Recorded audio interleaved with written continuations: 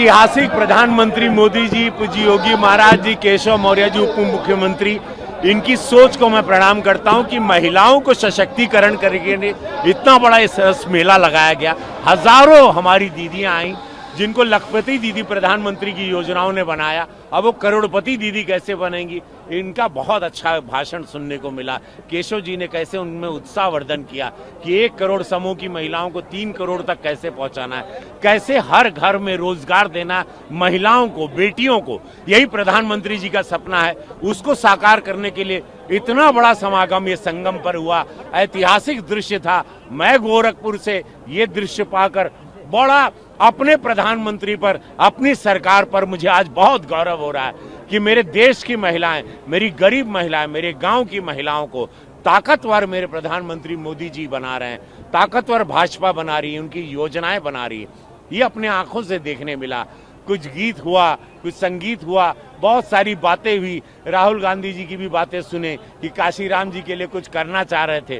तो राहुल बाबू, इतने साल तक 65 साल आपकी सरकार थी, कभी आपने किसी पिछड़े समाज के लिए कुछ किया?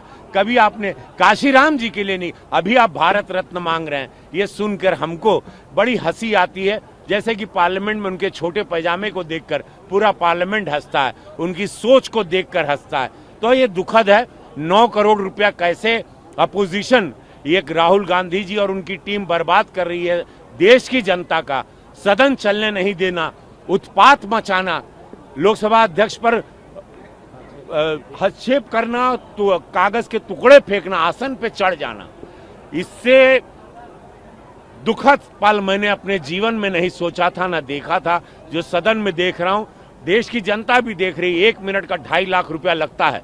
देश की मेहनत की जनता की गाढ़ी कमाई का जो सदन में लगता है 1 मिनट का 2.5 लाख रुपया, 9 करोड़ रुपया एक दिन का ये लोग बर्बाद कर रहे हैं। ये भी देश की जनता देख रही है। अच्छा, राहुल गांधी ने आरोप लगाया कि जो भारत की नीतियां हैं वो कठपुतली बनकर रह गया। अब यूएस डील कर रहा है भारत को, जो चाहे जिस भी मामले में। ये सब ये झूठी बातें। पूरा विश्व प्रधानमंत्री मोदी जी को देखता है, उनके आचरण को देखता है, प्रधानमंत्री मोदी जी के हस्तक्षेप को मानता है कि अगर वो यूक्रेन की लड़ाई में बोले या ईरान की लड़ाई में बोले तो प्रधानमंत्री मोदी जी की बातों का आज वजन से देखा जाता है। एक गंभीर नेता के रूप में उनकी छवि है। अखिलेश यादव ने एलपीजी को लेकर के लगातार सवाल उठाए। उन्होंने कहा झूठ है, अफवाह है, भ्रामक सोच, ये गलत सोच है। कोरोना के टाइम पे भी ये लोगों ने यही किया था, यही सपा ने किया था। ये गलत बात है। सब जगह एलपीजी है। देश की जनता को कृपया आप लोग भ्रमित ना करें। सारी सुविधा प्रधानमंत्री मोदी जी ने पूरी तरह से करके रखी है। एलपीजी गैस हर जगह अवेलेबल है। आपको नियम से कॉल करना है, बुकिंग करनी है, वो आपके घर पे सिलेंडर डिलीवर होगा। ये झूठ अफवाह में कृपया कोई ना पड़े। मैं हाथ जोड़ करके निवेदन करता हूं। एलपीजी टैंकर अब जो है 2 टैंकर छोड़ दिया गया, वो भारत आ रहा है। आज राष्ट्रीय आजीविका मिशन जो यूपीएसआरएलएम है, उसके तत्वाधान में 10 दिवसीय सरस मेले का प्रारंभ हुआ है, जो यहाँ पर लगातार चलेगा। और इस मेले का उद्देश्य एक ही है कि जो हमारे समूह के 7 गरीब परिवारों की दीदियाँ जुड़ी हुई हैं, जो अपना कोई ना कोई उत्पाद बनाने का काम करती हैं, इस मेले में उनके स्टॉल लगेंगे और दीदियाँ भी खरीदेंगी और प्रयागवासी भी खरीदेंगे, प्रदेशवासी भी खरीदेंगे। यहाँ सामान बहुत बेहतरीन मिल रहे हैं। दीदियों की आमदनी बढ़े, दीदियों का सशक्तिकरण हो, गरीब परिवार अमीर परिवार बने, विकसित भारत और विकसित उत्तर प्रदेश के तर्ज पर विकसित परिवार बने। इसी लक्ष्य के अंतर्गत ये कार्यक्रम है।